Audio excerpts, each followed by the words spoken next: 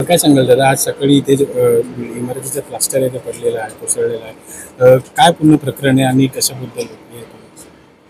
2022ला विकासक म्हणून म्हाडाने हे टेक ओव्हर केलं गव्हर्नमेंटच्या GR प्रमाणे, आणि त्या GR नुसार बांधकामाला 142 करोडचं कॉन्ट्रॅक्ट रेलकॉनला दिलं गेलं होतं.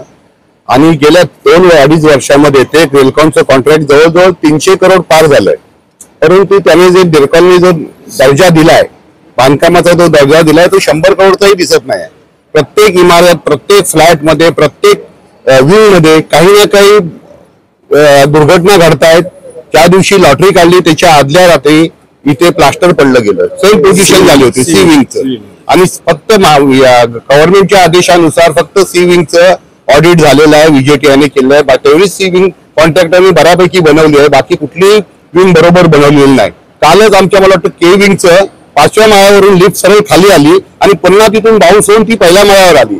म्हणजे हे निकृष्ट दर्जाचं चायनाच्या लिफ्ट लावलेले आहेत आणि निकृष्ट दर्जाचं बांधकाम झालेलं आहे, निकृष्ट दर्जाचं काम झालेलं आहे. आणि कॉन्ट्रॅक्टर आणि म्हाडा स्पष्टपणे झोपलेले आहेत आणि कोर्टामध्ये असं सांगतायत की आम्हाला ह्या लोकांना भाडं द्यायला महाग पडतंय, परंतु त्याच म्हाडाने 890 करोड इतर विकासकांचे माफ केले.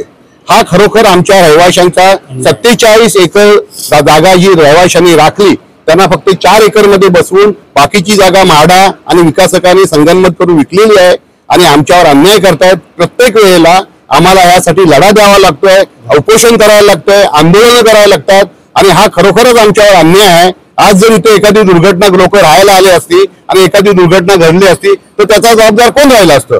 म्हाडा की कॉन्ट्रॅक्टर? तर इन्स्पेक्शन सुद्धा होत आहे, इन्स्पेक्शन पण चालू आहे. कोर्टाच्या ऑर्डरनुसार इन्स्पेक्शन चालू आहे आणि कोर्टाला देखील आम्ही आमच्या संस्थेच्या वतीने वकील करून आम्ही आमची बाजू मांडलेली आहे की बाबा आम्हाला याचा इन्स्पेक्शनचा दर्जा निकृष्ट वाटतोय.